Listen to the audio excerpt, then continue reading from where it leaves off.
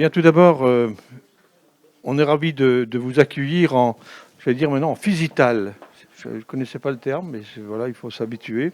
En Physital, donc suite à cet AG, vous rappelez qu'il y a une cinquantaine de personnes qui nous regardent et qui, à cet effet, malheureusement, elles n'auront pas la chance de boire un petit verre de l'amitié tout à l'heure à la fin de cette séance.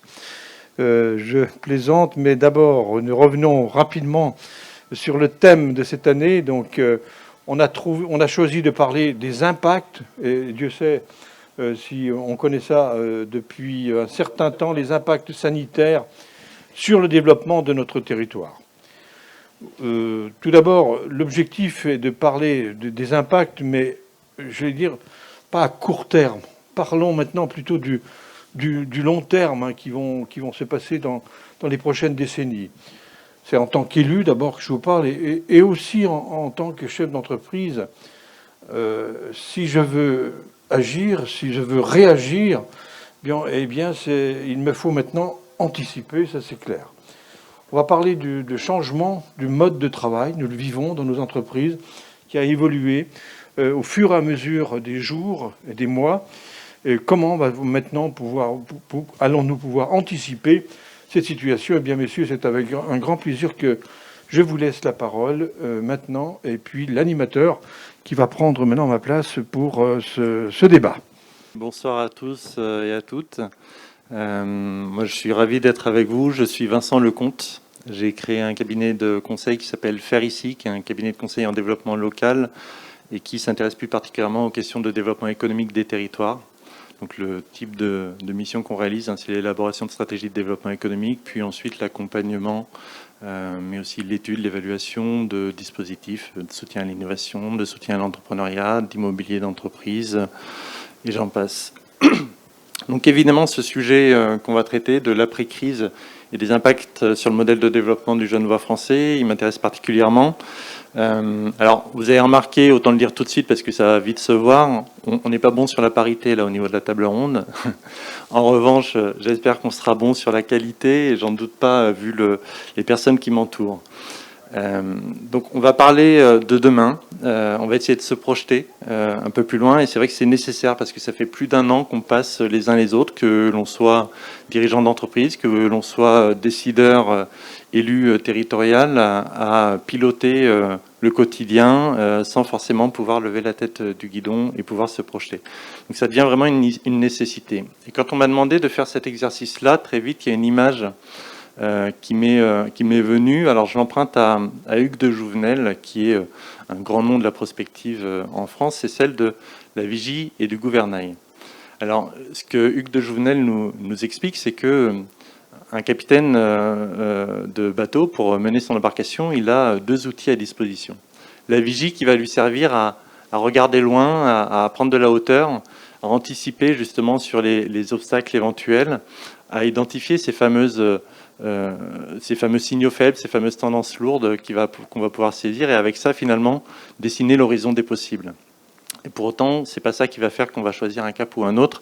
Pour ça, on va utiliser un autre outil qui est le gouvernail. Et le gouvernail, c'est justement ce qui va permettre d'arbitrer. C'est, parmi les possibles, choisir le souhaitable ou essayer de s'écarter peut-être justement de ce qui est redouté. Mais ces arbitrages, ça peut être aussi souvent le fruit de compromis. Et ces compromis, ils dépendent nécessairement de différents facteurs. La stratégie, vous le savez, c'est souvent la synthèse de ce que l'on sait, de ce que l'on veut et de ce que l'on peut. Et donc les compromis, effectivement, ils permettent de bien positionner le curseur par rapport à tout ça. Alors je vais m'attarder un petit peu sur le gouvernail, sur cette image du gouvernail, parce que les arbitrages qu'on va faire, ils vont dépendre notamment de 2 éléments. Le premier, c'est celui de la posture. J'ai apprécié entendre ce qu'a dit Bernard Bocard, parce que la posture, effectivement, qu'on va adapter face au changement, elle peut être multiple. On va avoir des postures qui ne vont pas être constructives par rapport au changement. On va avoir des postures qui relèvent presque de l'autisme, c'est-à-dire qu'on ne va surtout rien changer alors que le monde change autour de nous. Pour prendre un exemple très concret, quand vous avez des territoires qui sont hyper spécialisés, prenons des territoires qui sont très spécialisés autour de l'économie de la neige et qui continuent de miser sur le tout neige, d'investir sur le tout neige sans penser diversification, sans anticiper sur les pertes d'enneigement, on sait que, enfin, ça s'appelle un peu de la myopie au désastre en fait. On va aussi avoir des postures plus attentistes, où là, on va se laisser un petit peu porter finalement par les événements. On attend qu'on ait des futurs meilleurs. Et puis, on a d'autres postures plus constructives. Vous avez parlé de réaction tout à l'heure. Il y a effectivement les réactifs, ceux qui vont essayer de saisir le bon moment pour rebondir. Ce sont par exemple toutes ces entreprises qui, alors que d'autres étaient... alors que d'autres voyaient leur production mise à l'arrêt, ont pris la décision de pivoter.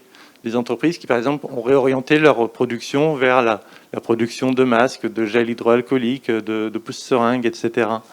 Je donne ces exemples-là, évidemment, en lien avec le phénomène de crise sanitaire. Mais c'est vrai aussi dans la vie courante d'entreprises qui décident de pivoter pour aller saisir d'autres opportunités de marché, sans forcément attendre d'avoir poussé au bout le test de marché qu'elles avaient pu lancer par ailleurs. Et puis il y a aussi les proactifs. Et moi, finalement, je vous encourage à être plutôt de cette catégorie-là. Les proactifs, c'est ceux qui vont pas forcément attendre que l'événement déclencheur ait lieu, mais vont très tôt prendre des chemins de traverse, qui vont souvent avoir un temps d'avance.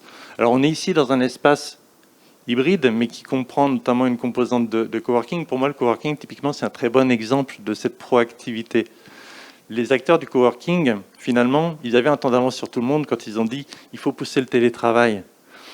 Aujourd'hui, ce n'est pas nécessairement les mieux servis parce qu'ils ont, pendant le contexte, connu des jauges qui ont limité leur capacité d'accueil et parce que la façon dont on a mis en place le télétravail était une façon dégradée, j'y reviendrai tout à l'heure, mais demain, ça peut être effectivement des acteurs qui font partie de la solution. Et donc être proactif, effectivement, c'est prendre un petit peu ces chemins de traverse pour commencer à construire des solutions, même si le marché, il n'apparaît pas forcément si évident que ça. Donc, à travers la posture, finalement, c'est déterminer ce que l'on veut. Et puis après, au-delà de ce que l'on veut, il y a ce que l'on peut. Et donc ça dépend des cartes qu'on a en main. Et les cartes qu'on a en main, qu'on soit une organisation, une entreprise, une ONG, une association, qu'on soit un territoire, on n'est pas tous égaux, on n'a pas tous les mêmes cartes en main. On n'a pas tous le même modèle économique pour parler des entreprises, on n'a pas tous le même modèle de développement pour parler des territoires.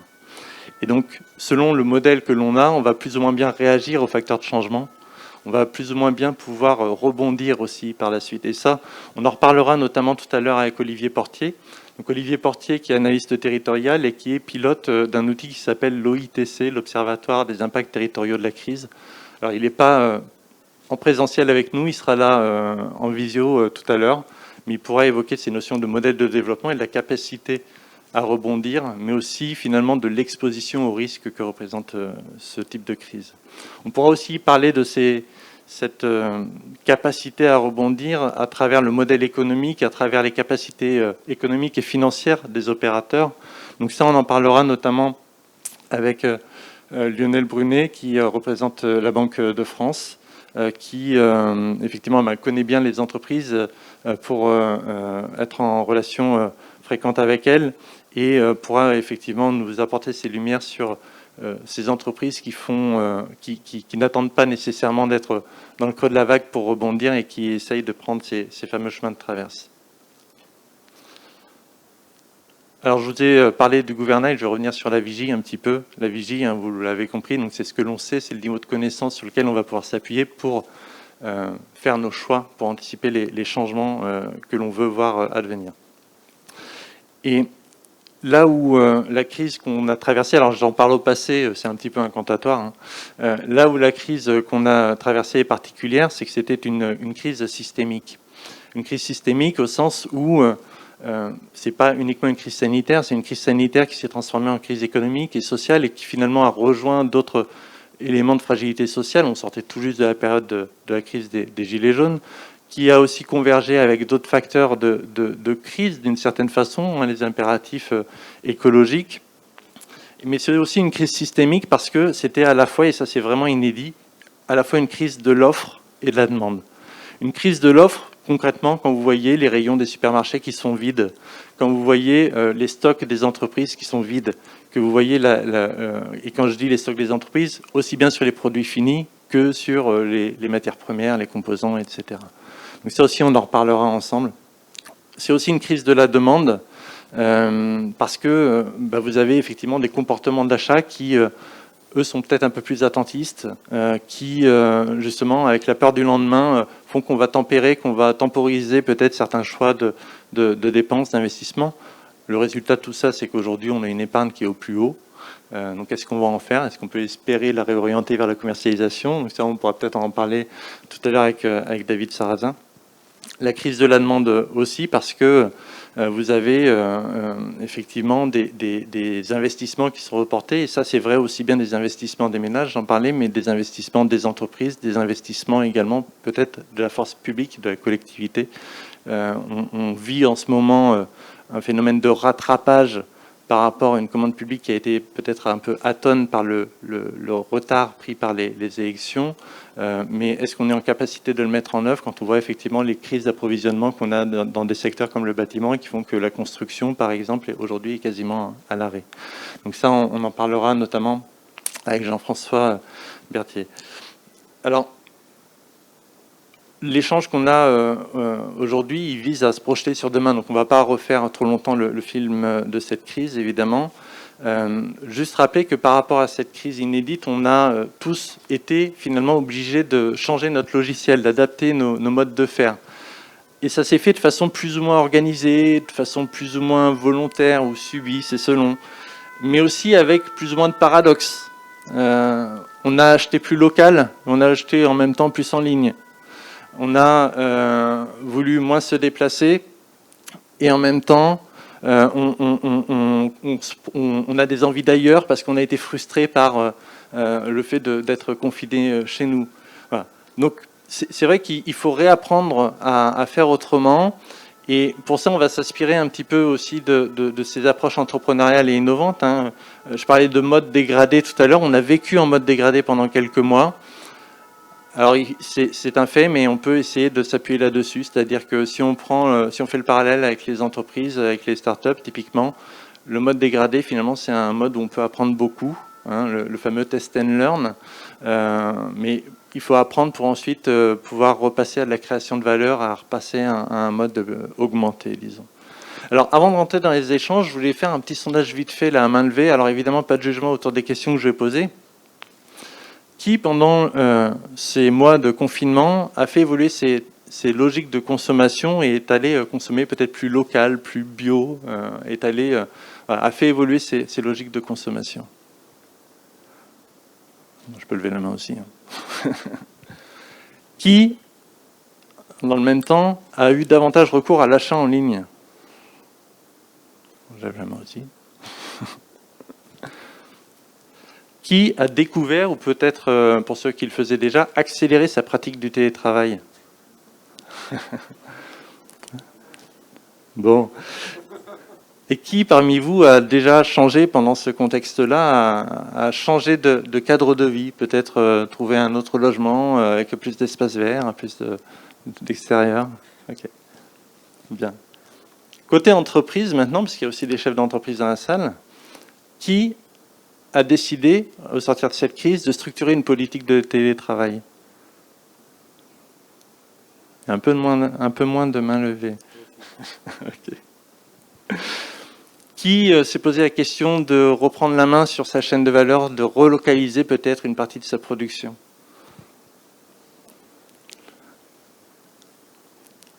Bon.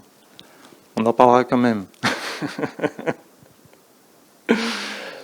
Et qui a accéléré ou compte accélérer sur la digitalisation de son activité? Ok. Bon, on voit bien, alors évidemment, on est touché différemment par tous ces phénomènes-là, et ce ne sont que quelques indices, mais on voit bien effectivement que ça ne nous a pas laissé de marbre cette situation. Ça va nous obliger effectivement, comme je le disais, à changer notre logiciel. Donc on va rentrer un petit peu dans ce détail-là avec nos différents intervenants. Juste rappeler que donc on a 3 thèmes principaux qu'on va évoquer à travers les questions que je vous ai posées, vous les avez devinées. Le changement autour des modes de travail, les changements aussi autour des modes de consommation. À travers ça, comment ça impacte la construction de la ville de demain. La mutation des filières économiques également, comment elle est impactée. Ça fait peut-être 4, ce que je viens de dire. Donc, pour structurer ces échanges, les questions que je vais être amené à vous poser, quels enseignements on tire finalement de cette période qu'on a connue, mais Bernard Bocard l'expliquait, quels enseignements on tire pour le long terme, quelles tendances structurantes on doit retenir, et comment finalement on va essayer de se saisir des opportunités qu'elles apportent, mais j'ai envie de dire dans le même temps aussi de peut-être essayer de limiter les impacts négatifs qu'elles peuvent générer, parce qu'on a toujours un petit peu des deux. Et comment aussi, au final, ce territoire, il pourrait sortir gagnant de cette situation. Alors quand je dis le territoire, entendez-le à deux niveaux, hein. C'est la collectivité, et c'est aussi les entreprises du territoire, le tissu économique. Alors, autour des changements de mode de travail, évidemment, c'est peut-être la partie la plus visible, la plus évidente qu'on a en tête quand on pense aux transformations. On a vu au cours de cette crise le télétravail qui a d'abord été encouragé, puis petit à petit imposé à tout un pan de l'économie. Donc je le disais, ça s'est fait de façon plus ou moins organisée, plus ou moins heureuse. Je pense que certains en garderont des mauvais souvenirs, d'autres au contraire ont fait une découverte qui les amène à penser autrement leur relation au travail. Pour les employeurs, c'est nécessairement aussi quelque chose qui va les impacter dans la durée, qui les amène parfois même à penser plus loin, peut-être à repenser leur relation à l'immobilier d'entreprise. Alors concrètement, Jean-François Berthier, qu'est-ce que ça veut dire? Est-ce que ça veut dire que demain, on va avoir moins de mètres carrés, ou est-ce qu'on va avoir peut-être mieux de mètres carrés, au sens où on va peut-être penser l'immobilier autrement, avec plus de services, avec je ne sais quoi. Alors la question, Vincent, est quasiment orientée là. Alors juste avant de vous répondre, et je vais essayer de me focaliser un peu sur le territoire, parce que le territoire a une particularité, c'est que le territoire du Genevois français était justement en pleine structuration d'offres tertiaires. Et donc c'est là, effectivement, qu'on va se rendre compte si l'impact de ces nouvelles méthodes de travail, de ces nouvelles postures au travail, va être important ou pas.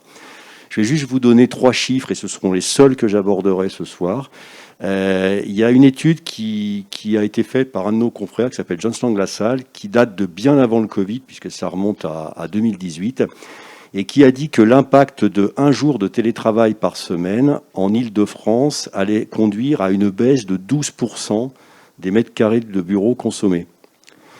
2 jours par semaine, ça passe à 22%, et 2 jours,2, c'est très précis, par semaine, ça fait pratiquement 37%. Alors ne me demandez pas comment ils ont fait leur truc, mais ça a l'air assez sérieux. Ce que je veux dire par là, c'est qu'en fait, ce phénomène de télétravail, il date de bien avant le Covid. Ça n'a pas commencé en mars 2020. On l'a un petit peu vu, nous, en région. Je vais vous citer, par exemple, l'exemple d'un éditeur de logiciels comptables fort connu, qui, dans les années 2000, avait pratiquement 2000 mètres carrés de bureaux en Haute-Savoie. En 2014, on les a réinstallés sur 354 mètres, j'ai le chiffre en tête. Et aujourd'hui, ils sont tous en home office. Et quand je dis aujourd'hui, c'était en mai 2019, donc 1 an avant la survenance de la pandémie. Donc ce que je veux dire par là, c'est que le Covid n'a fait finalement que mettre en exergue des tendances de fond qui préexistaient, des tendances de fond qui étaient liées à une volonté farouche des chefs d'entreprise d'optimisation de leur immobilier. Et c'est particulièrement vrai chez nous parce que vous n'êtes pas sans ignorer que la Haute-Savoie est un territoire particulièrement onéreux en matière immobilière, particulièrement onéreux en matière de coûts de construction, le foncier, les normes. Vous savez qu'on est sur un territoire où il y a des normes sismiques qui sont très prégnantes, il y a des normes neige qui sont importantes, donc ça coûte plus cher chez nous de construire qu'ailleurs. Ça, c'est important de le savoir. Donc ces gens-là, en fait, ils ont finalement anticipé en disant, bah ouais, on va optimiser notre immeuble, mais c'était pas simplement pour, je dirais, le bien-être de leurs salariés et pour des questions sanitaires, c'était parce qu'il y avait d'autres points qui étaient sous-jacents. Par contre, ce qui est nouveau avec la pandémie qui nous a frappés, c'est qu'on a perdu toute visibilité. On en parlait tout à l'heure. Aujourd'hui, bah, effectivement, bien malin qui pourrait dire quelle sera la conjoncture dans 18 mois. Et le gros problème avec l'immobilier, c'est que c'est pas souple. C'est assez inerte, on va dire. Il y a de l'inertie, il y a de l'air, comme on dit en navigation. Donc ça veut dire qu'aujourd'hui, les chefs d'entreprise, ils ont trouvé dans le télétravail et également dans les tiers-lieux, puisqu'on est dans un tiers-lieu aujourd'hui, quelque chose qui va être essentiel pour bien comprendre l'immobilier d'entreprise de demain, qui est ce qu'on va appeler la souplesse. Et bien entendu, la souplesse et l'immobilier, ça fait des fois 3, hein, mais là, aujourd'hui, ça va devenir indispensable. Donc vous voyez, la conjonction des problèmes de coûts inhérents au territoire, Et c'est pas vrai qu'en Haute-Savoie, hein, c'est vrai un peu partout en France aujourd'hui. La France, vous savez, par rapport à d'autres pays comme l'Allemagne, est très coûteuse du point de vue immobilier. On est un pays où l'immobilier est cher, hein. Donc, les problèmes de coûts, l'absence de visibilité qui va générer un besoin de souplesse accrue, ben voilà deux phénomènes qui vont sous-tendre la consommation d'immobilier tertiaire de demain. Je dis bien tertiaire, hein, parce que c'est pas vrai dans l'industrie, on en parlera tout à l'heure. Mais effectivement, on peut penser que l'immobilier tertiaire va connaître un plateau, peut-être pas forcément une grosse décrue, mais on aura effectivement de meilleurs mètres carrés. Mais on en parlera peut-être après, je ne sais pas. Mais concrètement, effectivement, on va faire autre chose au bureau. Ouais. On peut creuser un petit peu, c'est la question que je voulais vous poser. Comment on passe de 2000 m² à 354 m²? En fait, c'est très simple, ça s'appelle le home office. Je vais vous citer un deuxième exemple qui est un important bureau de contrôle français qui appartient maintenant à un fonds de pension étranger. Vous allez comprendre de qui il s'agit, je vous laisse deviner. Aujourd'hui, moi, je les ai installés, ça fait très longtemps que je fais ce métier, je les ai installés en 1991. Et à l'époque, ils étaient sur 700 m², ils avaient 30 ingénieurs, d'accord, enfin 30 ingénieurs contrôleurs. En 2017, on les a réinstallés sur 194 m². Et pourquoi? C'est parce qu'en fait, la plupart des gens, quand ils venaient au bureau, ils tapaient leur rapport. Et ils se sont rendus compte qu'ils pouvaient les taper parfaitement bien ailleurs, et en particulier chez eux. Voilà. Donc ça veut dire qu'aujourd'hui, c'est une tendance qui est quand même assez ancienne aujourd'hui. Mais qui va selon vous s'accélérer avec ce phénomène-là. Enfin, le phénomène de rationalisation, il est en marche forcée là. Alors, en fait, ce qu'il faut voir aussi, c'est que bien souvent, dans les années, encore une fois, à cause du coût de l'immobilier, hein, et notamment dans les grandes métropoles, pas forcément chez nous, mais dans les grandes métropoles, on a eu tendance à considérer l'immobilier comme un produit purement financier. Donc, on regardait un immeuble au travers du prisme d'un tableau Excel. Ça veut dire qu'en fait, on faisait 2000 m², on pouvait mettre X bonhomme dans 2000 m², voilà, concrètement. Et c'est comme ça qu'on a commencé à déshumaniser le bureau, quelque part. Donc aujourd'hui, les mouvements de fond qui sont à l'œuvre sont complètement différents. On vient de se rendre compte que, effectivement, si on produisait, on est un bureau de contrôle, on fait un rapport, on le fait de chez soi, le fait de venir au bureau, ça ne serait strictement rien. Par contre, il y a des tâches que l'on fait au bureau et que l'on ne fera jamais chez soi. Et ces tâches, il ne faut pas oublier que l'entreprise est un écosystème vivant. Comme tout écosystème vivant, il est fait d'échanges, de flux. Et c'est pas derrière un écran Teams qu'on les fait, ces échanges. Je suis pas de ceux qui... alors effectivement, une réunion Teams, c'est super sympa parce que ça dure moins longtemps qu'une présentielle. Donc on gagne du temps. Par contre, en termes de qualité d'échange et de créativité, je suis pas sûr. Je suis pas sûr du tout. Donc voilà. Donc il y aura toujours des choses à faire au bureau, mais il faudra que les bureaux soient conçus différemment. Donc il y aura peut-être moins de mètres carrés, mais des mètres carrés différents. Bien. Merci pour cet éclairage. Peut-être pour continuer dans cette ligne-là, autour des animaux sociaux que nous sommes, finalement, et de ces besoins d'échange.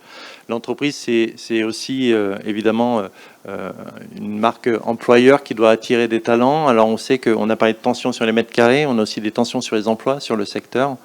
Est-ce que, Lionel Brunet, pour vous, cette évolution des modes de travail peut être finalement ce soufflet qui amène à améliorer l'attractivité des entreprises dans une situation où il y a un phénomène aussi d'attraction de certains talents par Genève, par des politiques salariales peut-être plus attractives ailleurs? Est-ce que ça va permettre quelque part de retrouver des emplois locaux sans que les employeurs, eux, ne soient sur place?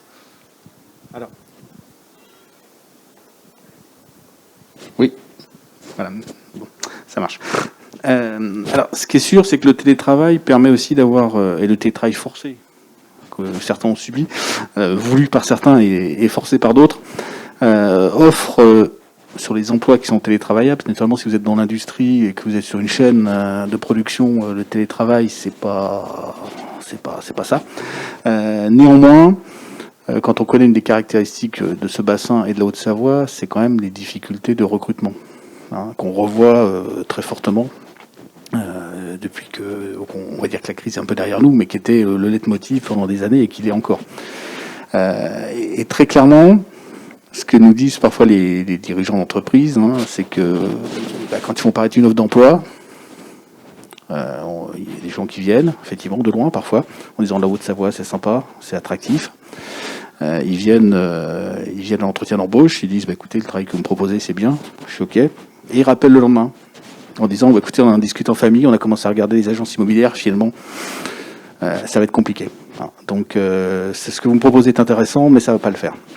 Et le télétravail permet effectivement, a été une prise de conscience aussi pour certains employeurs, de dire que dans certains emplois de cadre, notamment sur lesquels ils ont du mal à recruter localement, parce que les expertises peuvent être un peu partout en France ou en Europe, eh bien, effectivement, ils vont pouvoir parfois s'attacher les services de certains collaborateurs en développant de manière assez massive du télétravail, le salarié volant de temps en temps naturellement sur site, mais on n'est pas dans l'optique effectivement de faire déménager toute une famille avec un contexte particulier. Donc ça permet à certains chefs d'entreprise sans doute, ça va permettre peut-être de recruter des talents qui leur manquaient et qui n'arrivaient pas à recruter, non pas parce que la Haute-Savoie est pas attractive, elle est peut-être trop attractive de cette là, et c'est un fait qu'on entend, c'est-à-dire que dans les méthodes de recrutement, on va pouvoir, les chefs d'entreprise nous disent qu'ils vont pouvoir proposer des choses qui n'étaient pas forcément envisageables avant la crise, parce que ça a montré que globalement, moyennant certains aménagements aussi, et moyennant ce que disait à l'instant monsieur, la possibilité de conserver des liens d'échange dans l'entreprise, parce qu'effectivement, tout ne se fait pas à la maison, et là, ça permet quand même de recruter certains talents qu'on n'aurait pas pu faire autrement. Et de permettre le développement des entreprises au-delà de la contrainte qu'elles ont en termes de recrutement. Très bien, merci pour ce point. Alors, on voit bien finalement que du coup, ces nouvelles formes de travail permettent aussi, en lien avec la démobilité qui l'accompagne, d'ouvrir d'autres opportunités.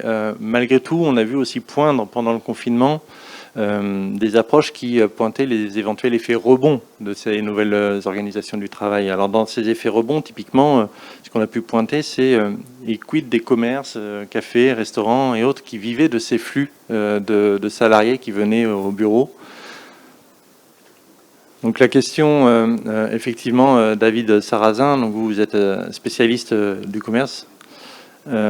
Est-ce que cette tendance, effectivement, c'est un vrai risque pour certains opérateurs commerciaux qui étaient implantés sur ces secteurs tertiaires, ou est-ce que finalement ces opérateurs-là vont pouvoir rebondir avec d'autres opportunités? Quel est le risque de rebond réel par rapport effectivement à ce télétravail? Alors, sur la question commerce, en effet, le télétravail a rebattu quand même pas mal de cartes, et notamment les stratégies des opérateurs. C'est-à-dire que les stratégies d'opérateurs qui étaient effectivement axées beaucoup sur le travel retail, sur les achats en mobilité, sur les achats près des lieux enfin sur les trajets domicile-travail et près des lieux de travail, avec la création de grandes foncières qui se sont structurées autour de ces logiques-là, puisque le commerce allait finalement sur les lieux de travail, sur les tertiaires.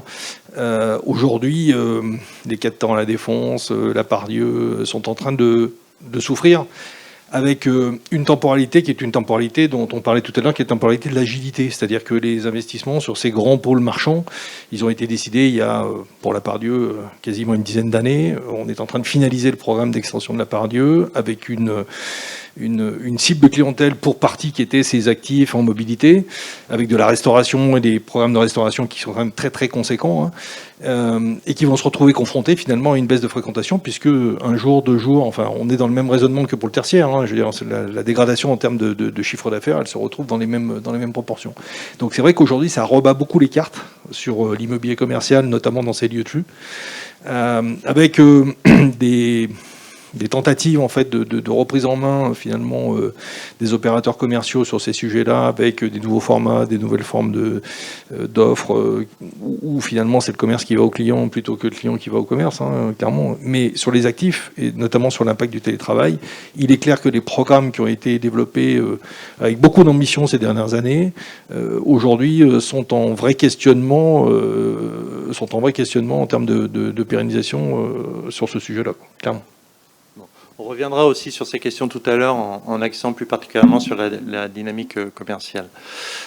Jean-François, j'ai une question complémentaire. On a dit que cette dynamique, elle était essentiellement tournée vers le tertiaire. Pour autant, cette crise, elle a aussi des impacts sur l'immobilier productif. Est-ce qu'il faut s'attendre à voir se multiplier les friches industrielles? Quelles sont les tendances lourdes là qu'il faut intégrer? Alors, juste, je voudrais rebondir sur ce que David vient de dire, parce qu'il y a un lien également qu'il faut qu'on voit. On a parlé tout à l'heure de redonner finalement envie aux salariés de retourner au bureau. On est en plein dedans là depuis 2 jours. Et en fait, il faut que non seulement l'immeuble en lui-même et les bureaux soient attractifs, mais il faut également que leur environnement le soit. Il ne vous a pas échappé que la plupart des grandes zones industrielles qui nous bordent sont des zones quand même globalement assez inhumaines lorsque les bureaux sont fermés. Et aujourd'hui, pour redonner envie à un salarié d'aller travailler, il faut que non seulement son cadre de travail, son écrin, j'ai envie de dire, mais également son environnement proche soit également préservé et évolue vers effectivement une certaine forme de qualité et de mixité. Donc le deuxième thème auquel il nous faut réfléchir, on a parlé de la souplesse tout à l'heure, c'est la mixité. C'est-à-dire qu'il faut qu'on en termine avec effectivement cette espèce de ghettoisation de l'immobilier où on a effectivement des usines là, des bureaux là, des commerces là, puis des habitations ailleurs. Ça crée du pendulaire, ça crée plein de problèmes. Et aujourd'hui, ça ne donne pas envie aux salariés. Est-ce qu'il faut aller plus loin et dire qu'il faut en finir avec le zonage ? Moi, je pense qu'il faut passer alors, il y a des élus dans la salle, hein, vous m'en voulez pas, mais là, je me lance, je prends mon risque. Je pense qu'il faut passer d'une vision réglementaire des PLU à une vision liée aux usages.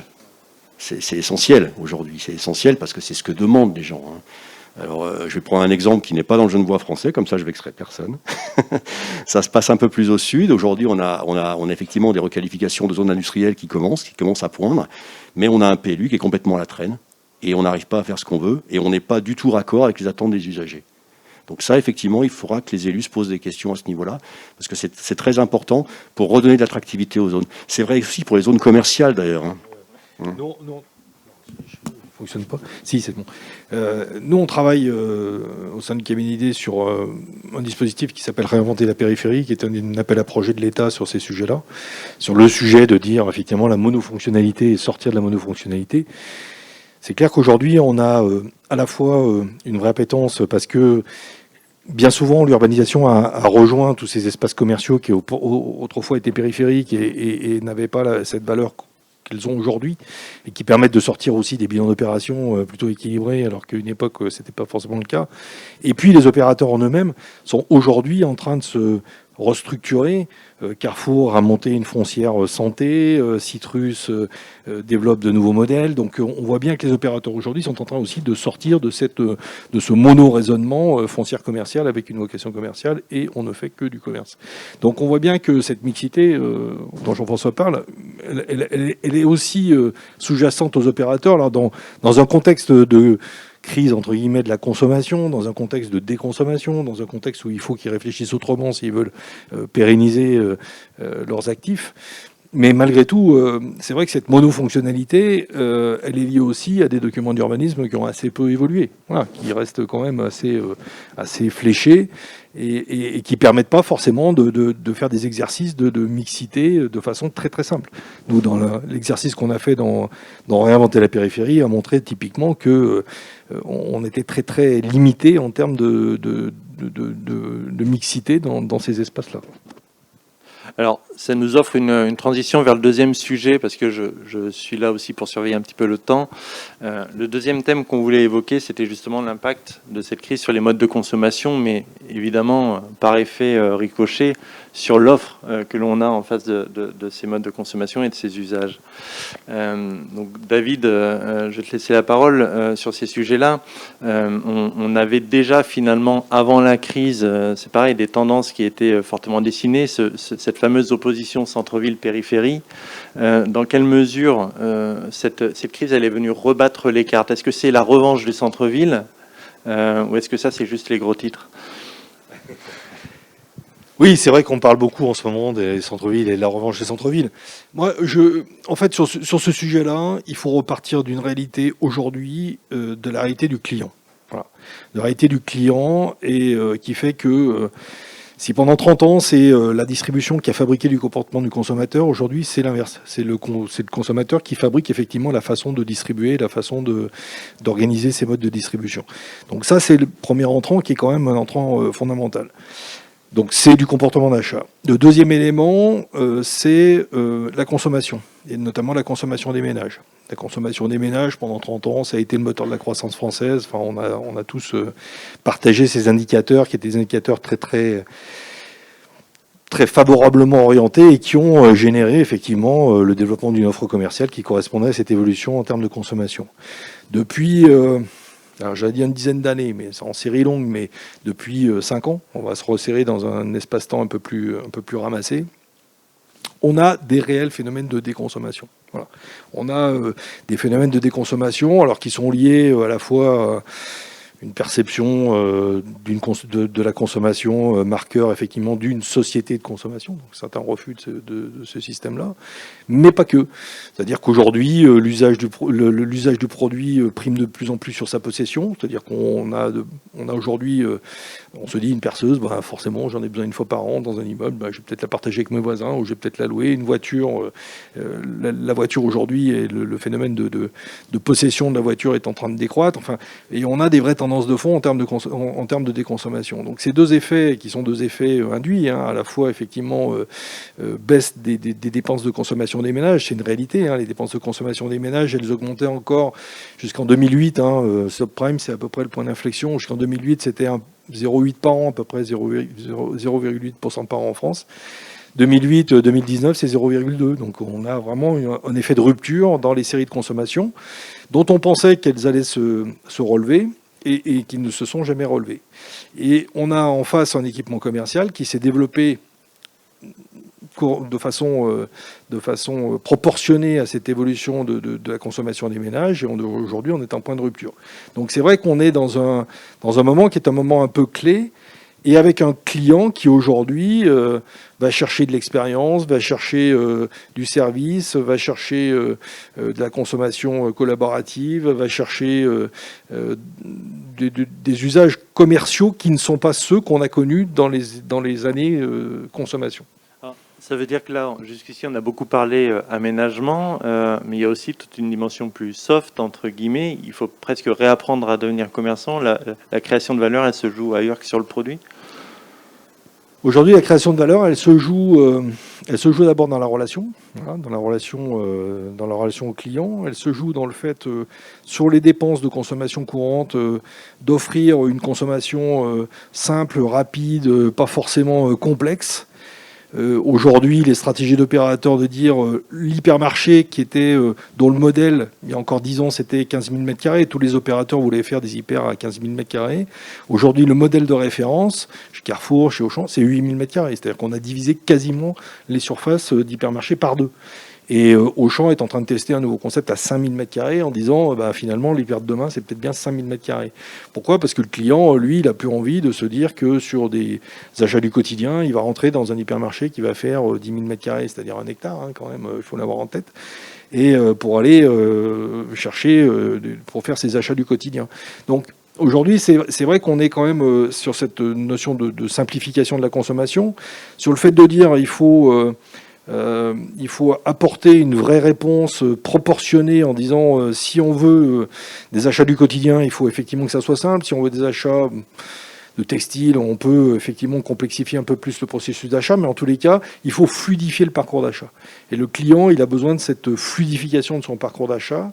Alors effectivement, Internet lui a fluidifié son parcours d'achat, les drives lui ont fluidifié son parcours d'achat. Donc la distribution se réadapte de façon assez permanente à cette réalité du client et de ses évolutions de comportement, avec toute l'inertie que ça comporte. C'est-à-dire qu'aujourd'hui, on hérite quand même d'un équipement commercial en France, qui est un équipement commercial qui s'est développé dans les 30-50 dernières années, qui est là. Voilà, il y a des actifs commerciaux, il y a de l'immobilier commercial, un peu de partout.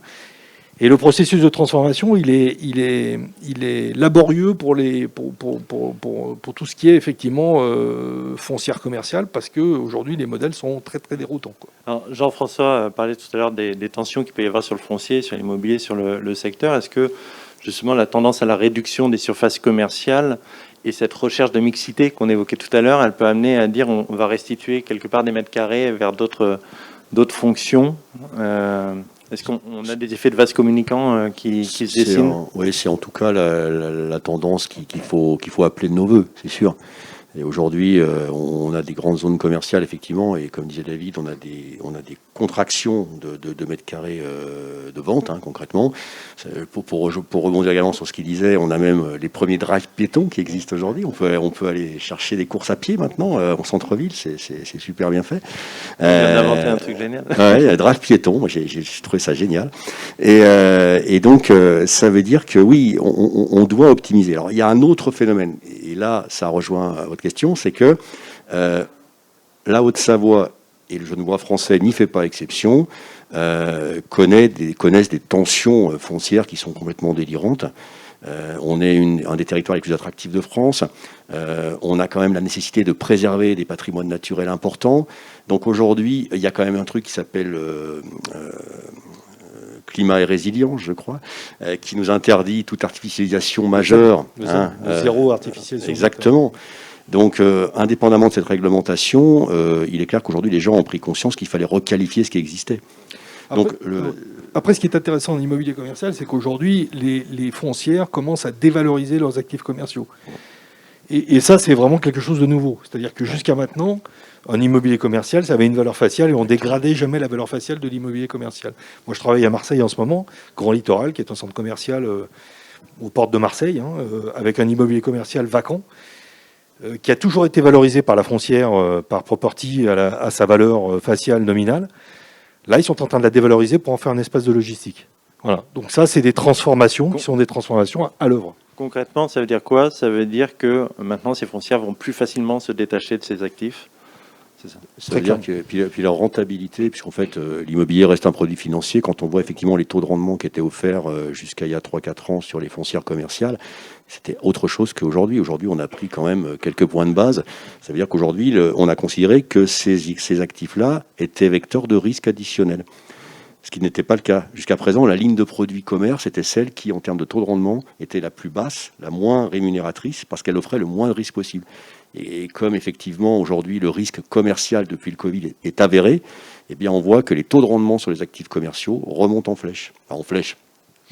Mais remontent quand même, systématiquement. Avec, malgré tout, aujourd'hui, dans les foncières commerciales, des arbitrages sur ce qu'on nous appelle, alors nous, on travaille pour quelques foncières, ce qu'ils appellent des sites gagnants, des sites perdants. C'est-à-dire qu'aujourd'hui, ils considèrent qu'ils font 2 colonnes avec leurs actifs commerciaux. Ils ont 2 colonnes, une colonne d'actifs gagnants sur lesquels ils vont continuer à réinvestir, sur lesquels ils vont continuer à investir, et des actifs perdants dont ils se débarrassent. Enfin, dont ils se débarrassent, qui sont à la vente. Le groupe Casino a mis à la vente ses hypermarchés, a mis à la vente ses hypermarchés les moins profitables. Très rapidement, ça veut dire quoi pour un territoire comme celui-ci? Ça veut dire qu'on va potentiellement accentuer par ce phénomène-là le décrochage de certains territoires? Oui, alors je crois que sur le Genevois français, vous n'êtes pas encore vraiment exposé au sujet. Voilà. Je pense qu'on est encore dans une dynamique. Enfin, bon, je connais moins le système, mais je confirme. Aujourd'hui, il faut pas oublier qu'on est sur un territoire qui connaît, comme je le disais tout à l'heure, une tension extrême. Ça veut dire que effectivement, les territoires qui commencent à connaître justement ces formes de désamour sur la colonne de droite, effectivement, des grandes foncières, on n'en fait pas encore partie. Okay. Et il se passera un temps quand même entre effectivement la prise en compte de cette dégradation par le fait effectivement que ces actifs font connaître moins d'attractivité commerciale de la part des usagers et le prix. Parce qu'il y a toujours, sur les territoires tendus, il y a toujours une inertie au niveau de l'ajustement du prix. Et je pense qu'on fera partie des derniers territoires à s'ajuster. Mais encore une fois, la prévision est très compliquée à faire. Ce qui peut arriver, c'est effectivement un ralentissement de la production. Un ralentissement de la production par le contexte réglementaire, par le contexte effectivement de dynamique en termes de consommation, et par les stratégies d'opérateurs aussi qui aujourd'hui sont en train de recycler leur immobilier commercial pour en faire autre chose, pour les voilà. Je pense que le risque, il n'est pas avéré effectivement, comme on l'a à Marseille par exemple, d'avoir de la friche commerciale périphérique. Mais en tous les cas, produire de l'immobilier commercial va peut-être ralentir effectivement ici. On va chercher d'autres solutions. D'ailleurs, la notion de friche, Vincent, par rapport à votre question de tout à l'heure, la notion de friche chez nous, elle est quand même très très relative. Bon, il y a quelques friches, on les connaît tous, mais elles sont quand même marginales par rapport au mètre carré développé par le parc, qu'il soit industriel, tertiaire ou commercial. Donc on est quand même encore en situation où la vacance et les friches, c'est pas encore notre quotidien. Je pense qu'on va y revenir, puisqu'on va parler tout à l'heure relocalisation, et quand on parle relocalisation, nécessairement, il y a aussi une dimension foncière qui rentre en jeu. Avant ça, peut-être, je voulais poser une question à Lionel. David disait tout à l'heure, quand on parle commerce, il faut remettre le consommateur au centre. On a vu avec cette crise que la mise de côté de certaines intentions d'achat amène aussi à une croissance de l'épargne des Français. Ici, on est sur un territoire où les niveaux de vie sont quand même plus élevés que la moyenne. Est-ce que, de ce que vous observez, on a aussi des phénomènes sur l'épargne qui font qu'on a aujourd'hui une épargne disponible qu'on va pouvoir éventuellement essayer d'aller chercher pour relancer, accompagner cet effort de relance? Et est-ce que ça peut être demain un levier pour jouer l'accélérateur finalement sur les tendances qu'on veut accompagner? Alors c'est clair que pendant la crise sanitaire et notamment pendant le premier confinement, les Français qui sont déjà épargnants, un des peuples européens, pour pas dire mondiaux, qui épargnent le plus, ont épargné 80 milliards de plus sur cette période-là. Alors il y a deux raisons. C'est d'abord que c'était un peu plus compliqué de consommer pendant cette période-là. Voilà. Donc ça c'est la première raison. Et puis il y avait aussi la crainte aussi qui joue à certains moments en période de crise.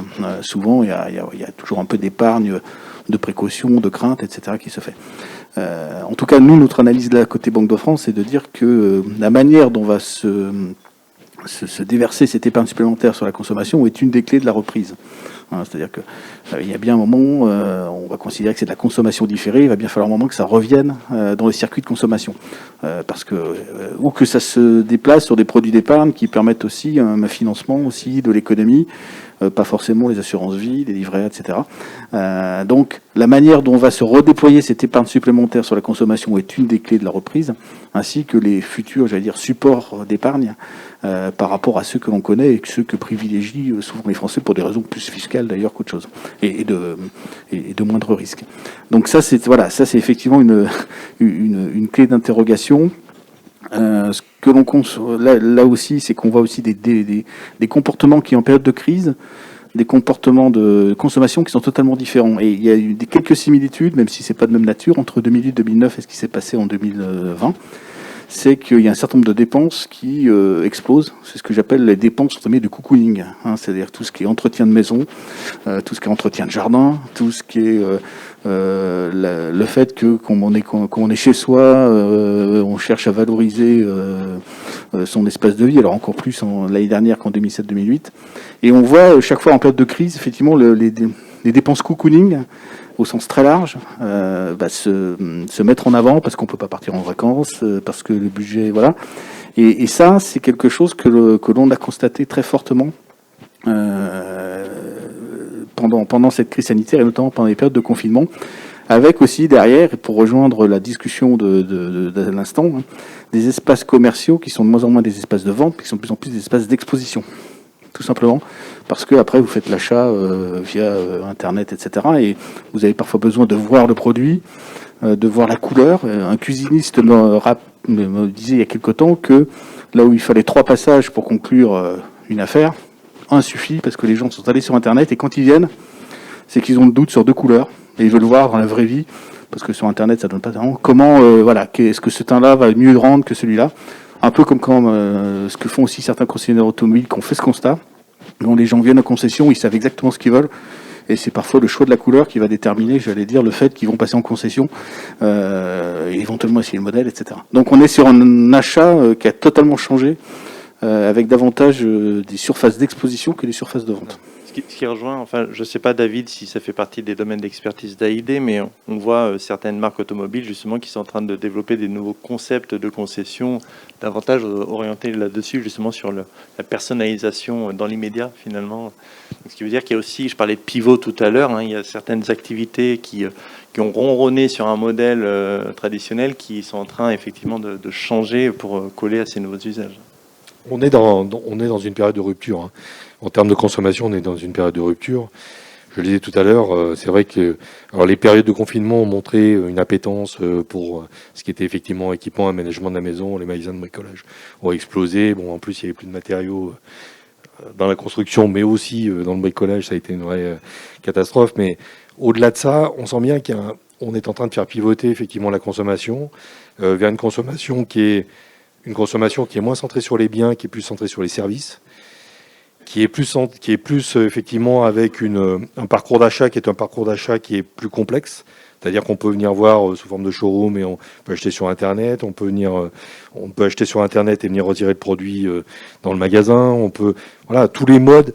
Et en fait, la clé, c'est le fait de dire aujourd'hui le client, la clé, c'est l'accès au produit. C'est donner au client l'accès au produit 24 heures sur 24, 7 jours sur 7. Et ça, c'est quelque chose qui rebat beaucoup les cartes sur les façons de distribuer les produits.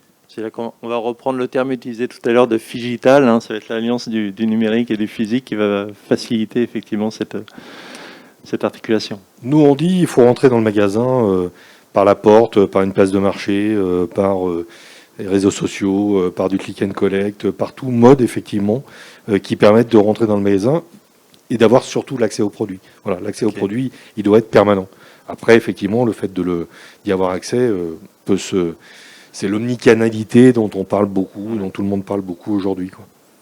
Alors, je voudrais qu'on bascule maintenant sur le troisième sujet. Évidemment, je pense que nos intervenants pourraient parler des heures de ce qu'on vient d'évoquer, mais on va essayer d'avancer un petit peu. Le troisième sujet, c'était celui de la relocalisation. C'est effectivement, je parlais de gros titres tout à l'heure, ça fait partie de ces gros titres que l'on voit sur le monde d'après. On va pouvoir relocaliser, mais j'ai envie de vous poser la question, Lionel, on en a envie, mais est-ce qu'on en a réellement les moyens? Est-ce que c'est si facile que ça de relocaliser? Parce que derrière, c'est des questions, on l'a évoqué, de capacité d'accueil, c'est aussi des questions de capacité de recrutement, on le disait tout à l'heure. Ça nécessite aussi la capacité de financement. La compétitivité, elle se joue peut-être pas sur le même terrain. Comment vous voyez cette capacité réelle à relocaliser? Oui, alors est-ce que c'est un mythe, un vœu pieux ou une réalité? Ou un peu des trois. Alors déjà, il faut savoir que le principe de réindustrialisation, alors si on mesure derrière la hausse de l'emploi industriel, c'est déjà quelque chose qui existait juste l'année avant la pandémie. C'est-à-dire qu'en 2019, la France a recréé en net des emplois industriels. Bon, pas de manière massive, mais c'était la première fois depuis de très longues années. Alors après, est-ce qu'on n'est pas sur de la relocalisation, on est de la réindustrialisation au sens où les effectifs industriels ont cru. Bon, ça c'est un premier point. Naturellement, la relocalisation industrielle était un gros sujet pendant le premier confinement, parce qu'on s'est dit, mince, la Chine, usine du monde, à l'arrêt, un problème de sourcing, un problème d'appro, donc on a un vrai problème, donc il va falloir qu'on réfléchisse à un monde un peu différent. Je ne cache pas qu'après, ça a été un sujet un peu moins sensible, parce que quand des entreprises locales ont des sites un peu partout dans le monde, et quand on sait que les pics de la pandémie n'ont pas été toujours au même endroit au même moment, c'était sympa d'avoir une usine en Asie, une usine en Europe, une usine éventuellement au Mexique ou en Amérique du Sud, parce que quand j'enfermais une parce qu'il y avait la pandémie, je pouvais ouvrir l'autre, etc. Bon, donc il y a eu aussi le fait de ne pas avoir toutes ces usines dans le même panier, de ne pas tous les œufs dans le même panier, le fait que pour certains industriels, après il y a une réflexion de dire oui, d'être multisite et d'avoir effectivement des usines un peu partout dans le monde, même si la pandémie est mondiale, les pics ne sont pas partout les mêmes, ça peut être là par contre un avantage comparatif. Après, je serais tenté maintenant de dire que là on est en période quand même de reprise économique assez forte. Qu'est-ce qui gêne actuellement? Il y a deux choses, deux freins majeurs. Il y en a un, on a déjà parlé, c'est le recrutement. L'autre, on a un peu évoqué, c'est le renchérissement très fort des matières premières et des ruptures d'approvisionnement de matières premières, que ce soit à la construction, mais c'est dans l'industrie aussi. Et là, il y a des vrais questionnements qui existent, qui peuvent relancer cette réflexion. C'est de dire dans certaines ressources, je pense les composants électroniques, effectivement, les composants électroniques, il n'y a pas beaucoup de pays qui font des composants électroniques. Même les États-Unis n'en font plus. D'ailleurs, ils veulent en refaire. Donc ça veut dire qu'on voit bien qu'il y a des tensions quand tout le monde reprend en même temps, quand le fret maritime explose, à la fois en tarif et en volume. Quand il faut 6 mois pour avoir un composant, ça retarde les chaînes de fabrication, ça met à l'arrêt, et c'est pas virtuel ce que je dis, il y a des chaînes de production qui certains lundi matin ou vendredi sont arrêtées parce qu'on n'a pas des composants derrière pour fournir. Donc ça repose la question des composants stratégiques. Je vais quand même citer le cas, c'est un constructeur national Peugeot. Actuellement, si vous voulez une Peugeot 3008, si vous voulez l'écran digital, c'est 9 mois. Par contre, on peut vous remettre un écran à la classique avec les ronds, là, enfin les cercles, les petites aiguilles. Ça, vous l'avez dans 3 semaines. Ça veut dire qu'on est en train de downsizer des produits parce qu'on n'a pas forcément tous les composants qui ont été validés d'ailleurs pour le produit. Hein, ce qui pose des problèmes d'ailleurs de validité. Quand vous voulez une voiture, c'est en ensemble, c'est pas pièce par pièce. Parce que de toute façon, vous ne pouvez pas les produire. Donc la réflexion revient parce qu'on s'aperçoit que Chine, usine du monde, ou Asie, usine du monde, ça reste un souci quand on veut, j'allais dire, réduire l'emprise stratégique de certaines fournitures que l'on a besoin dans le process. Alors, ça soulève selon moi une autre question. Ça veut dire que quand on parle de relocalisation, est-ce que ça veut dire relocaliser à l'identique? Finalement, c'est un petit peu ça, j'imagine, le fantasme. Ou est-ce que on a d'autres manières de relocaliser? Qu'est-ce qu'on peut concrètement relocaliser pour essayer de reprendre petit à petit la main sur la chaîne de valeur? Parce que c'est bien là l'enjeu. Alors, quand il y a relocalisation, c'est bien souvent agrémenté, j'allais dire, de la robotisation. C'est-à-dire que derrière, on va, pour des raisons de coût, c'est-à-dire que quand vous réinternalisez sur le territoire national de l'industrie, c'est pas, vous remplacez pas 30 personnes qui travaillent dans un autre pays par 30 personnes qui vont travailler en France.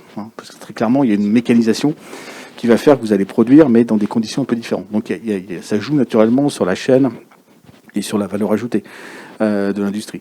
Alors après, est-ce que alors ça, le constat fait, est-ce que le territoire dont on parle aujourd'hui est bien placé dans ce cadre-là?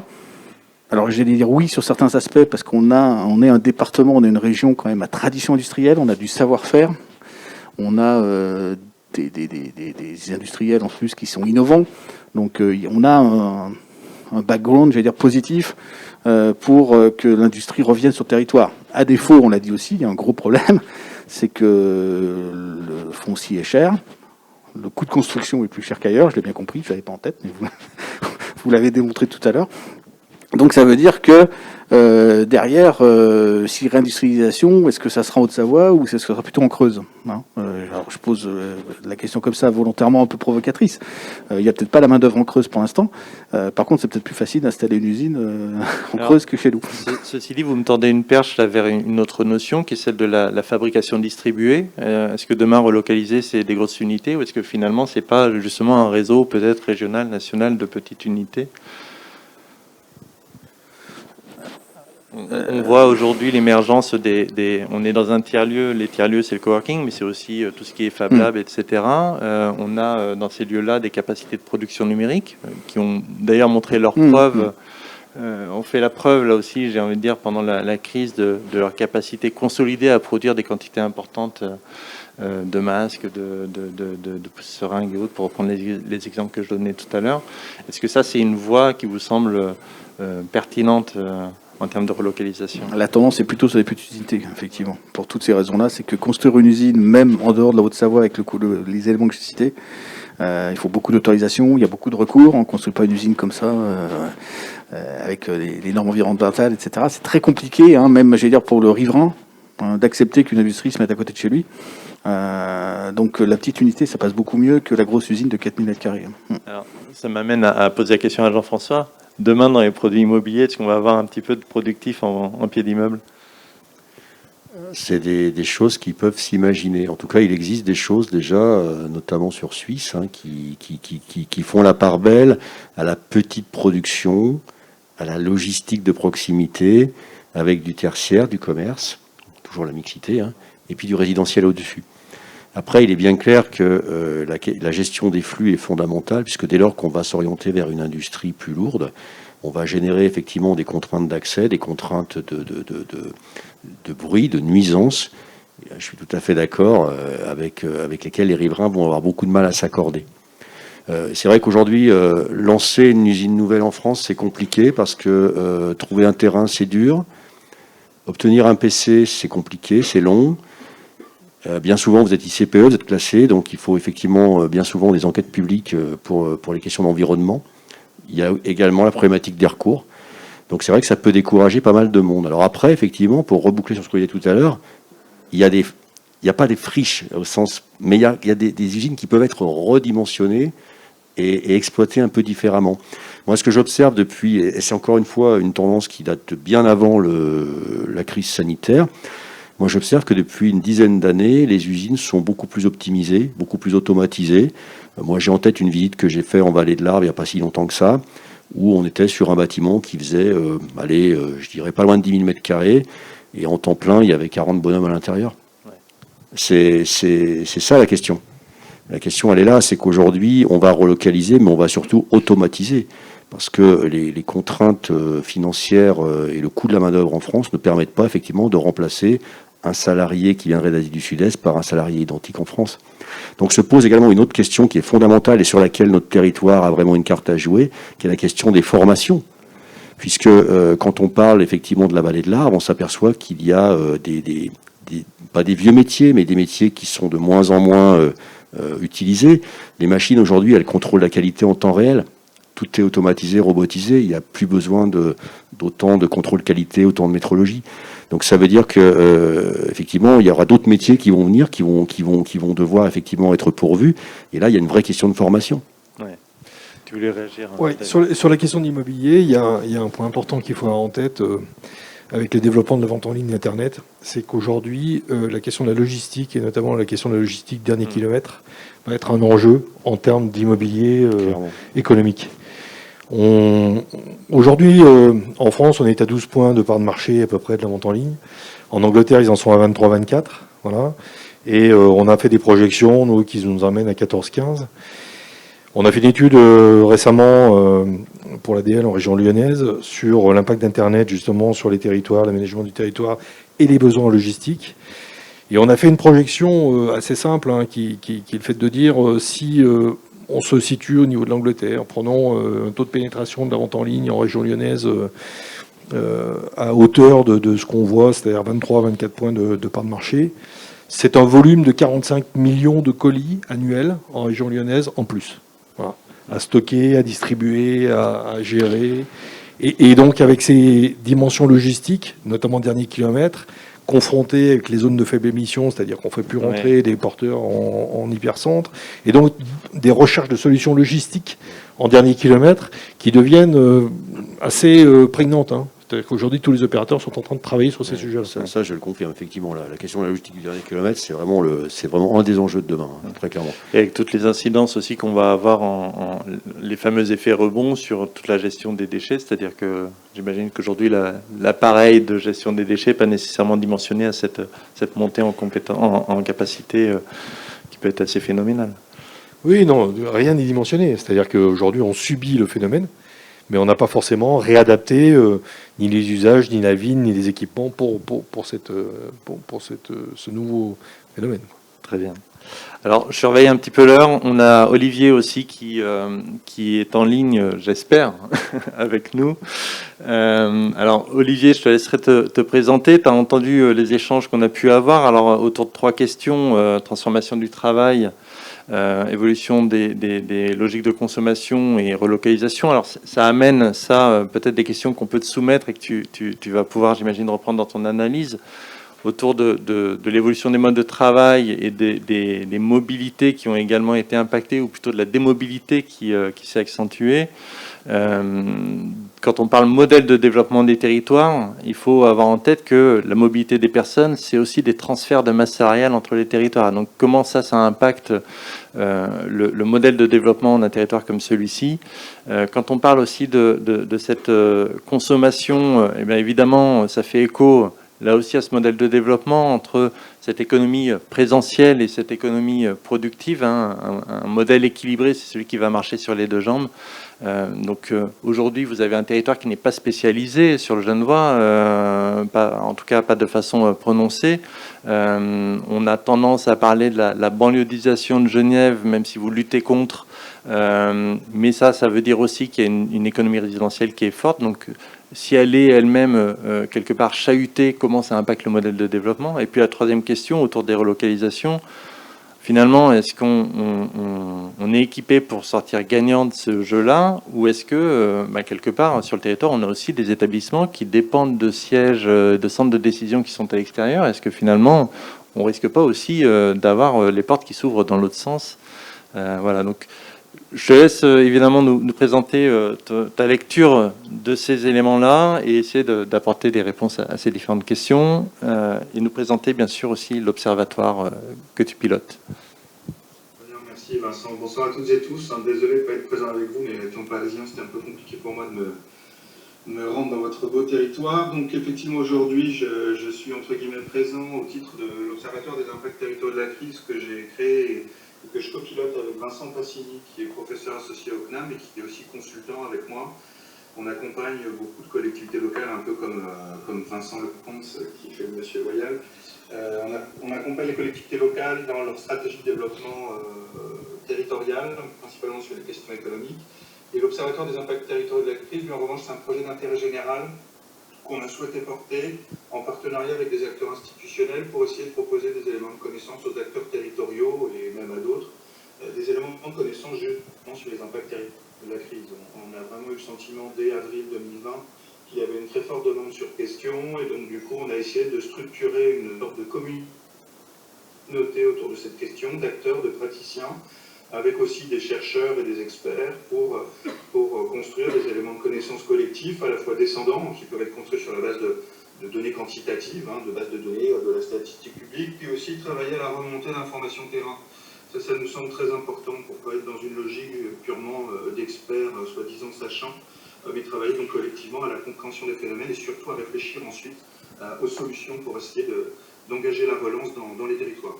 Donc voilà pour mon profil et le projet de l'OITC.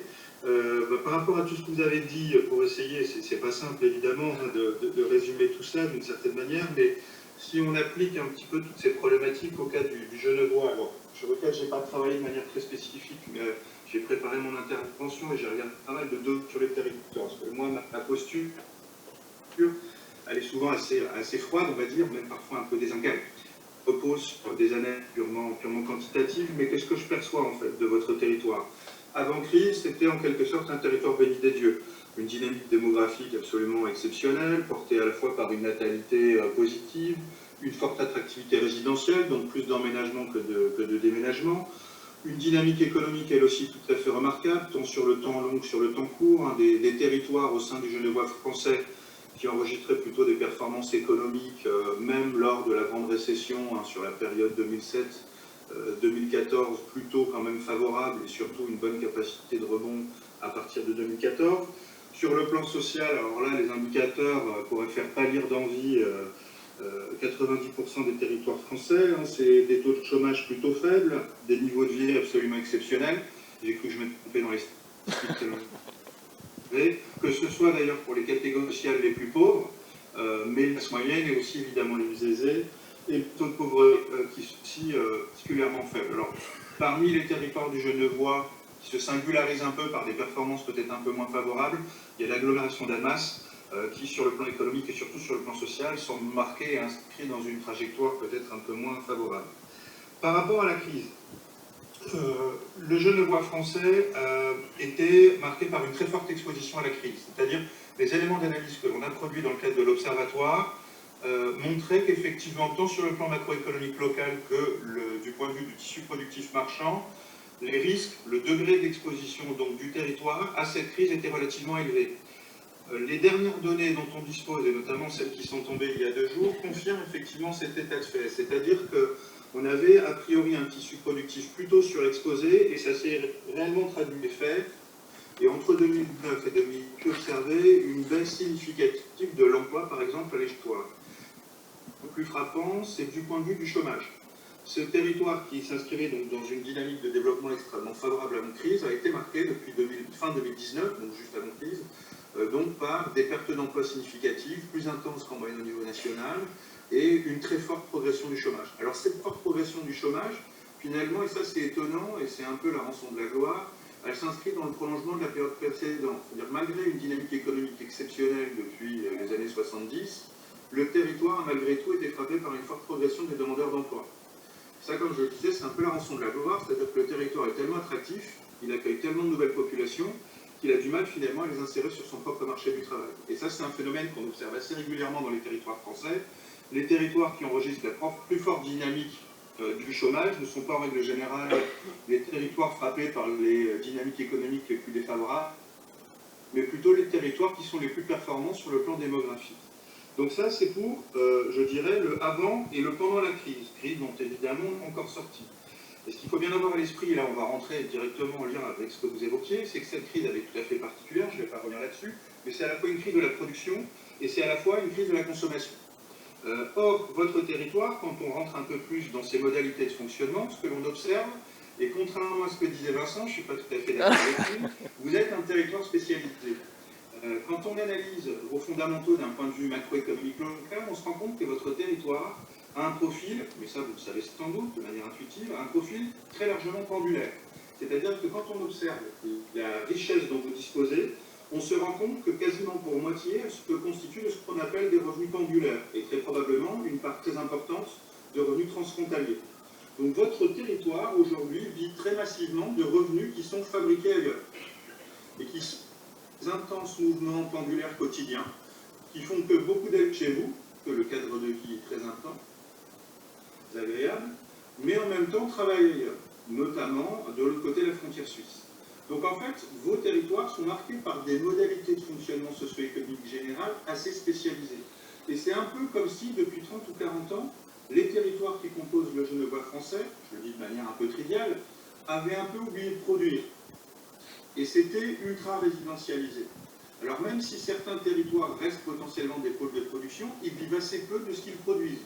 Parce qu'aussi, un certain nombre d'emplois qui sont présents sur vos territoires sont occupés par des actifs qui n'y vivent pas.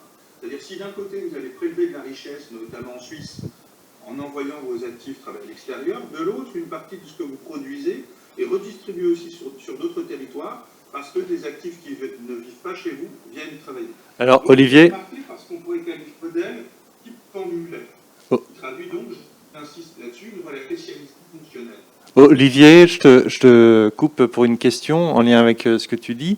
Tout à l'heure, Lionel nous expliquait que la crise pouvait peut-être représenter une opportunité au sens où, face aux tensions sur le marché de l'emploi, on pouvait peut-être aller chercher des compétences en dehors de personnes qui ne vont pas nécessairement venir s'installer sur le territoire, mais travailler pour les entreprises du territoire. Donc ça peut sembler être une bonne idée sur le plan des besoins des entreprises. En termes de modèle socio-économique du territoire, en revanche, ça va générer de l'évasion. Oui, alors c'est pas tous les territoires génèrent de l'évasion, alors plus ou moins, et notamment les territoires urbains génèrent énormément d'évasion. Les métropoles sont d'énormes pôles de production du point de vue du PIB, disposent d'un, en règle générale, gros revenu derrière, mais redistribuent énormément de cette richesse créée sous la forme de revenus vers d'autres territoires. Donc redistribuer, c'est pas forcément embêtant. En revanche, quand j'ai regardé les chiffres sur l'évolution de la demande d'emploi en 2007 et 2019, faré par les chiffres qu'on était sur une multiplication par 3 du nombre de chômeurs. Au regard de cette dynamique déjà antérieure à la crise, qui risque d'être amplifiée par la crise, parce que je l'ai dit, le territoire semble avoir été relativement impacté, plus intensément qu'en moyenne en tout cas, et notamment ça se lit encore dans les statistiques sur le chômage, il semblerait qu'on ait entre guillemets un stock d'actifs suffisant pour répondre aux besoins des entreprises. Alors après, il y a une histoire d'adéquation en termes de qualification. Mais vu le territoire, et compte tenu notamment probablement du coût du foncier de l'immobilier, j'ai tendance à penser qu'on est sur un profil en qualification relativement élevé des populations locales. Ce qui rejoint aussi... Il y a vraiment un enjeu à attirer des compétences nouvelles aujourd'hui ou à chercher à capter des compétences sur les territoires périphériques pour occuper les emplois du territoire. À mon avis, ça, c'est... j'ai le sentiment, c'est assez intuitif par rapport à l'ensemble des chiffres que j'ai analysés. C'est peut-être pas utile. En revanche... Olivier, là aussi, désolé, je te coupe un petit peu pour faire l'écho avec ce qui a pu être dit tout à l'heure, mais tout à l'heure, Jean-François a parlé du potentiel autour de la formation, et même de la nécessité, effectivement, d'accélérer sur la question de la formation, qui avait sans doute une carte à jouer là-dessus. Ce que tu nous dis, c'est que c'est peut-être d'autant plus pressant même qu'on a une situation qu'on ne connaissait pas avant, avec effectivement une augmentation du nombre de demandeurs d'emploi, et donc... finalement, face aux besoins locaux à satisfaire, il va falloir essayer d'orienter ces actifs en recherche d'emploi qui vivent sur le territoire et que ça passe peut-être par ce levier-là. C'est bien comme ça qu'il faut le comprendre. C'est essayer de favoriser en local une forme d'adéquation entre les besoins en qualification des entreprises et le profil en qualification des actifs résidents. Et comme je le disais tout à l'heure, de manière un peu impressionniste, ce que je perçois dans les chiffres, c'est que, je le disais également tout à l'heure, c'est un peu comme si le Genevois français avait oublié de produire. Et quand on regarde la structure de son tissu productif, on voit que s'il avait un profil, on va dire, un peu plus industriel dans les années 70, aujourd'hui, il est très très clairement présentiel. Donc présentiel, ça veut dire quoi? Ça veut dire qu'aujourd'hui, à peu près à hauteur de 60% en moyenne dans les territoires du genevois, les emplois sont des emplois qui dépendent de la consommation locale et non pas de leur capacité exportatrice.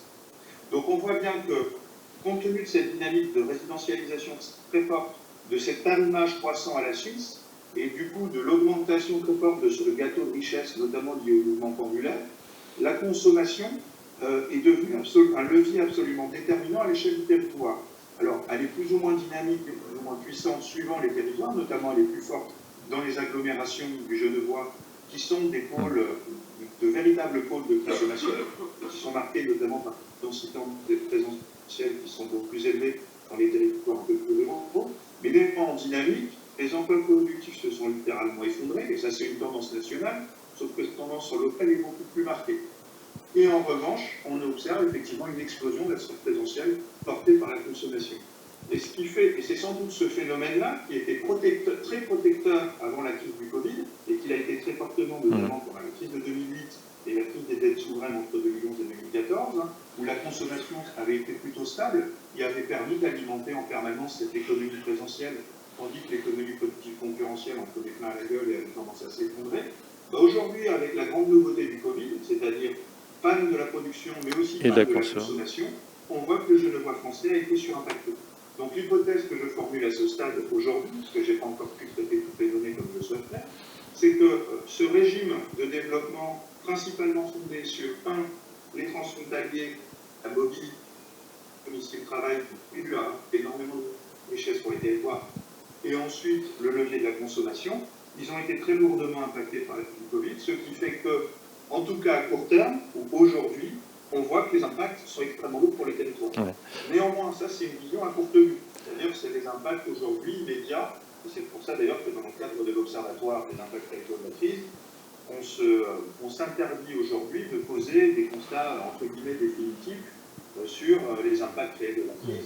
On est encore en pleine crise. De notre point de vue, il y a tout un tas de phénomènes dont on n'a pas encore mesuré les effets, notamment sur les défaillances futures d'entreprises. L'année 2020 a été, de ce point de vue-là, absolument exceptionnel. C'est-à-dire pour quelqu'un qui se réveillait d'un coma dans le courant de l'année 2020, qui n'aurait pas été au courant de la crise sanitaire mondiale, il aurait regardé les statistiques de disparition d'entreprises, il aurait été sidéré, il se serait dit, mais c'est vraiment une année exceptionnelle. Ouais. Les disparitions d'entreprises ont été beaucoup plus faibles en 2020 qu'en 2019. Ouais. Avec peut-être un risque de rattrapage, par contre, en 2022, j'imagine. Juste, Olivier, tout à l'heure, David nous disait que on est quand même sur un territoire qui va sans doute réagir à retardement par rapport à d'autres sur les effets de la consommation, puisqu'on est plutôt sur un territoire très porteur à ce niveau-là. Donc, sous réserve que les chaînes d'approvisionnement, finalement, ne soient pas en panne, ce modèle qui a été à la fois protecteur, mais qui, là, avec la crise, a accentué peut-être des fragilités sociales, est-ce que c'est aussi un moteur qui va permettre de repartir plus vite, selon toi ? Je ne sais pas. Moi, j'ai le sentiment que, compte tenu du caractère vertueux à court terme de ce modèle, et compte tenu du potentiel du territoire, je pense que la capacité de rebond va être phénoménale. Mais là, c'est assez intuitif ce que je vous dis. Okay. Mais j'ai ce sentiment, c'est-à-dire qu'effectivement, en tant que locomotive, le Genevois français était plus exposé, a été plus impacté, mais je pense qu'il a une capacité de rebond beaucoup plus forte que d'autres territoires. Bon. Et c'est là où réfléchir dans une perspective de plus long terme est importante, c'est que regarde notamment des tendances de fond que vous avez décrites précédemment, et puis aussi des effets pervers générés par ce type de modèle, il semble intéressant de travailler probablement à sa diversification. Et si le Genevois français n'est pas frappé par ce qu'on pourrait appeler une panne d'habitants et une panne de consommation, il semble en tout cas plutôt frappé par une panne de production. Ok. Donc, se situe principalement du point de vue pour le Genevois français, à la fois sur effectivement la relance de la consommation qui constitue, on va dire, depuis une trentaine d'années son pilier historique de développement, mais c'est aussi chercher à diversifier ses modalités de développement, d'une part en relançant la machine productive, tout en essayant de rendre le territoire, entre guillemets, un peu plus autonome qu'il ne l'est aujourd'hui. Je te propose qu'on arrête là-dessus, Olivier, parce que le temps tourne. Il faut qu'on puisse échanger aussi avec la salle. On aura sans doute des questions autour de ce que tu nous as exposé, de ces perspectives justement de diversification et de relance. Alors, on a un petit peu débordé sur le temps, on s'en excuse. On est tous un peu bavards, donc on va vous laisser la parole maintenant pour que vous puissiez amener vos propres questions et on va essayer de ne pas relancer la machine trop fortement non plus. Je crois pas que ça marche, ton micro. Bon, alors,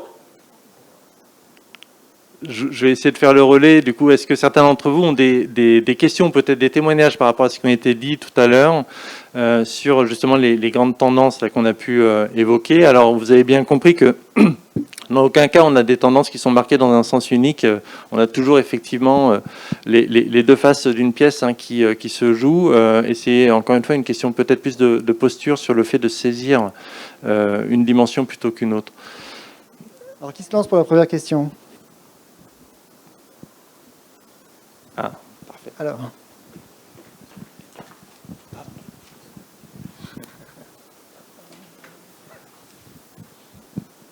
Il en faut un. Bonsoir Eric Ivrard, Excel Créa. Je vous demande juste une chose. Est-ce que ces changements qu'on observe sont juste une accélération de quelque chose qui était déjà en cours? Et certainement vous avez répondu sur une partie des choses. Ou est-ce que c'est vraiment fondamentalement la crise sanitaire qui a lancé ces changements? Qui veut se lancer? J'ai en tête des éléments, mais... Sur les questions alors, qui me concernent, sur les questions de commerce, comportement d'achat, consommation, commerce, la crise est un accélérateur en fait de ce phénomène-là.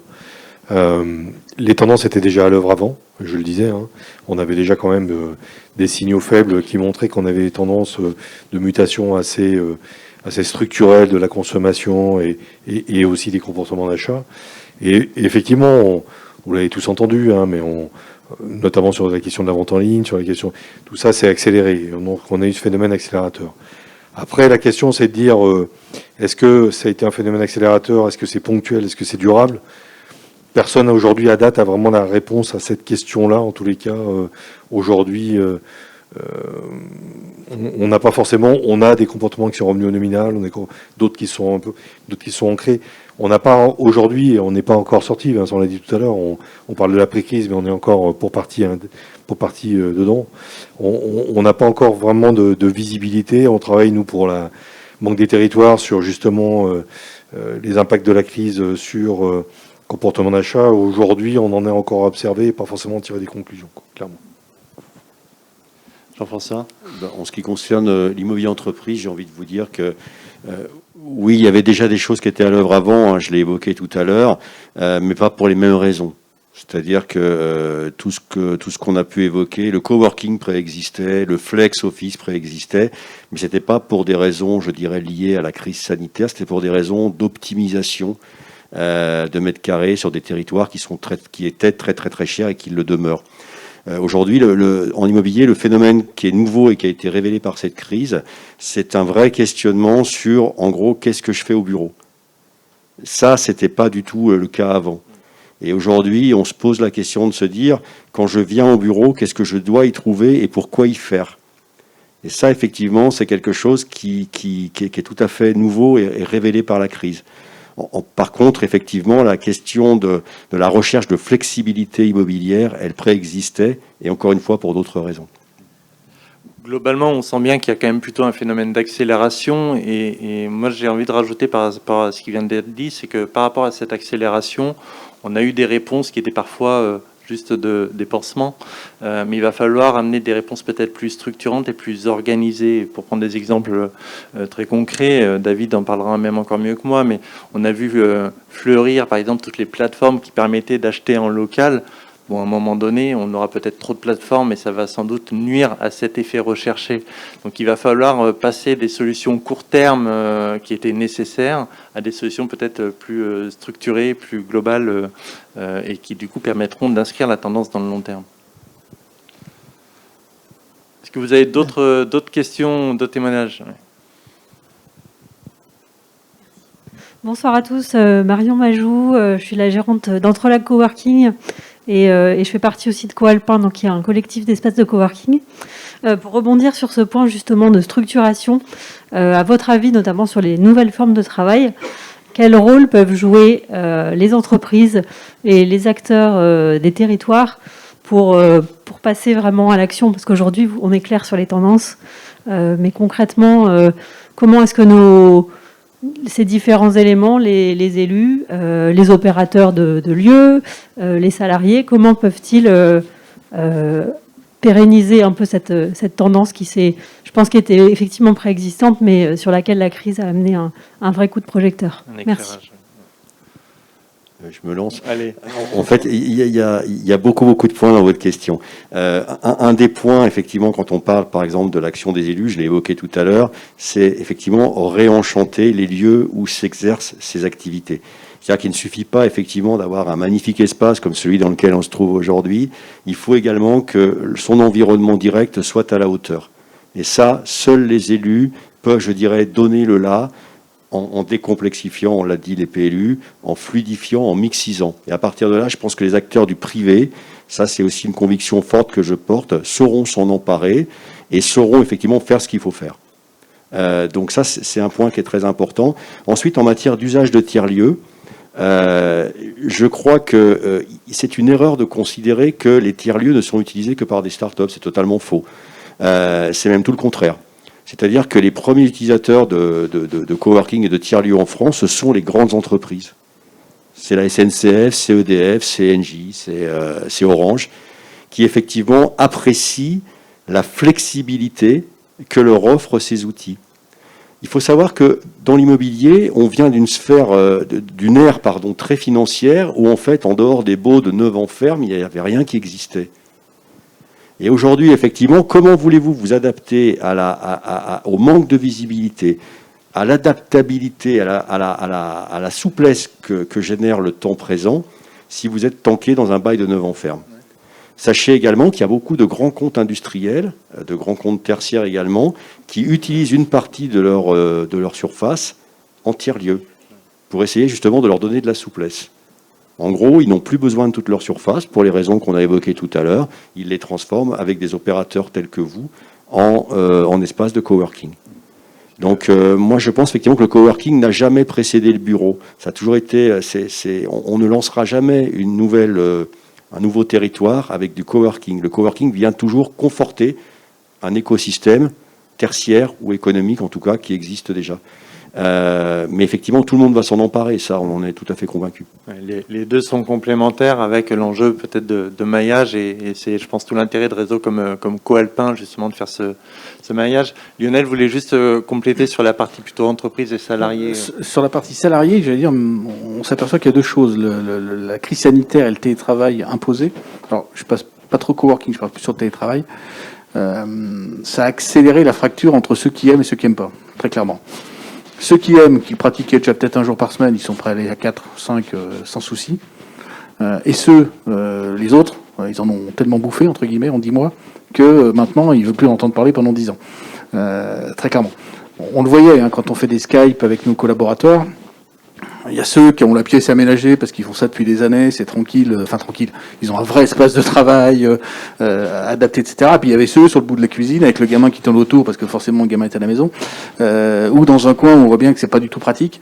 Et ceux-là, visiblement, le télétravail, c'est passé par une case obligée, mais ils veulent plus entendre parler pendant un moment. Donc je pense que ça a accéléré peut-être la fracturation de la société entre ceux qui disent oui, j'aime ça et j'en veux autant que faire possible, y compris peut-être en espace de coworking parce que je garde un lien social que je n'ai pas forcément de la même manière si je suis tout seul chez moi. Et puis ceux qui vraiment l'ont subi dans des conditions pas toujours agréables et qui se disent maintenant, quand actuellement je leur dis pas plus d'un jour par semaine parce que notre consigne est comme ça en national et à partir de la semaine prochaine ça va être au minimum 2. Il y en a qui attendent avec impatience que je leur dise vous pouvez revenir tout le temps. Mais pour l'instant, je peux pas forcément leur dire. Une question du chat, et puis une question subsidiaire, et puis après, on ira boire un verre. La question du chat, c'est est-ce que le niveau de vie relativement élevé est un frein au développement productif sur notre territoire? Ma question subsidiaire, c'est que si vous aviez des billes à mettre dans une activité pour faire de l'argent, sur quoi vous investeriez aujourd'hui au vu de vos propres casquettes? Et puis, voilà, puis je vous laisse... Sur la question du niveau de vie, je propose peut-être qu'on renvoie la question à Olivier, s'il est toujours connecté. Oui, non, ouais. J'ai pas de réponse ferme, mais on peut effectivement penser que ce qui attire beaucoup les populations dans le Genevois, c'est le cadre de vie et la proximité de la Suisse. Si effectivement on proposait aux habitants de Genevois d'implanter des usines qui généreraient n'importe quoi, de la pollution diverses et variées, évidemment ça pourrait poser problème. Et on va se retrouver confronté à des conflits d'usage. Mais l'industrie d'aujourd'hui, c'est plus celle du passé, et après, ça tout dépend aussi de ce qu'on entend par l'économie productive. Ça peut être du service à haute valeur ajoutée, sachant que l'industrie elle-même aujourd'hui est de plus en plus servicielle et vice-versa. Donc, oui, potentiellement, ça peut être un frein, mais aussi c'est un atout, puisque derrière, on a a priori peut-être des populations qui sont qualifiées, néanmoins qui bénéficient probablement de revenus, de salaires en Suisse qui sont très élevés. Donc, pour des entreprises françaises, mettre au niveau des salaires suisses, ça reste une gageure. Peut être très problématique et être un frein pour le développement productif, effectivement, du territoire. Ok. Alors, on conclut sur la question de Thomas. Vous avez... Oui, il y avait une autre question du chat, okay. Je suis désolée qu'on n'avait pas vue.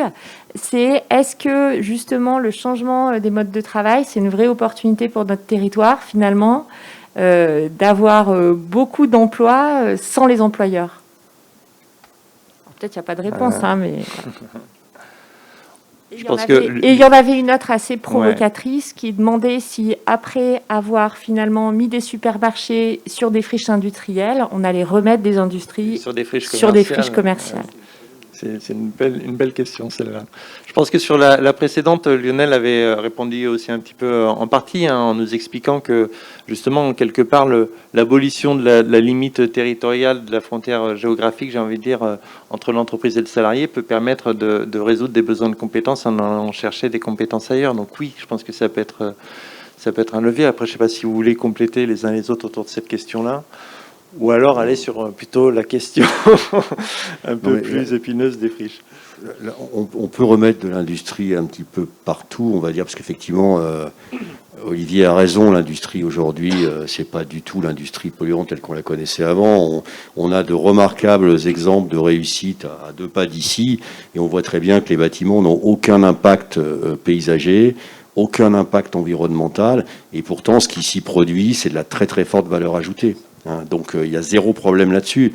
La vraie question aujourd'hui, c'est de dire aujourd'hui comment je peux ramener de l'industrie sur un territoire où la vie est chère, où les loyers sont chers et où effectivement j'ai une concurrence frontale à un quart d'heure d'ici qui s'appelle Genève. Voilà. Donc aujourd'hui, on ne peut que ramener de la valeur ajoutée. Et je rebondis à nouveau sur ma question de la formation. C'est-à-dire qu'il y a des gens qui vont rester au bord de la route parce qu'ils n'ont pas la capacité à occuper ces nouveaux jobs. Donc concrètement, on ramène sur la Haute-Savoie, et particulièrement sur le Genevois français, on ne peut ramener que de la très forte valeur ajoutée, donc du service à très forte valeur ajoutée, de la R&D, des choses comme ça, vraiment des choses, vraiment... moi j'ai un client qui, par exemple, qui est un des leaders français dans le domaine de l'impression 3D. Ben voilà, c'est des boîtes comme ça. Effectivement, il y a des ingénieurs, il y a des ingénieurs techniciens supérieurs. C'est cette population-là, malheureusement, qui peut s'offrir les mètres carrés qu'on a ici en résidentiel. Voilà, c'est clair. Ouais. Ok. Je reviens sur la question de Thomas de tout à l'heure, peut-être pour conclure là-dessus. Si on a épargné fortement pendant le Covid et qu'on a un petit pactole sous la main, sur quoi il faut investir là demain? Est-ce qu'on investit dans l'immobilier? De toute façon, moi je ne vais pas vous dire que l'immobilier n'est pas une valeur refuge, sinon je vais tirer une balle dans le pied. Hein. Non, mais aujourd'hui, ouais. Puis là, en plus de ça, j'ai le directeur de la Banque de France en face de moi. Je ne voudrais pas laisser penser qu'il pourrait y avoir un quelconque risque sur l'épargne. Un risque chypriote, par exemple. Donc, je me dis non, l'immobilier est une valeur qui dure dans le temps. Après, c'est vrai que je pense que l'économie de la personne, le service à la personne est très important sur nos territoires. On a des populations qui sont effectivement à fort pouvoir d'achat. Et les économies effectivement de proximité autour du service à la personne, moi j'y crois beaucoup. Et également la question de la santé est importante. Hein. On a quand même quelques belles pépites pharma ici. Il faut peut-être essayer de graviter là autour. Ouais.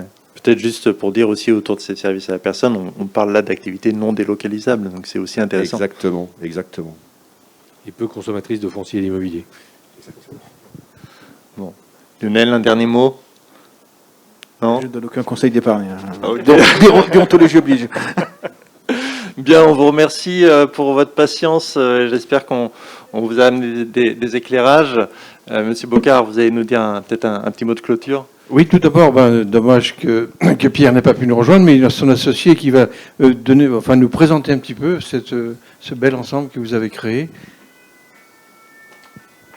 Alors bonsoir à tous. Donc je suis Lionel Gervais, je suis un des associés de ce projet, un des associés de Pierre Lafay.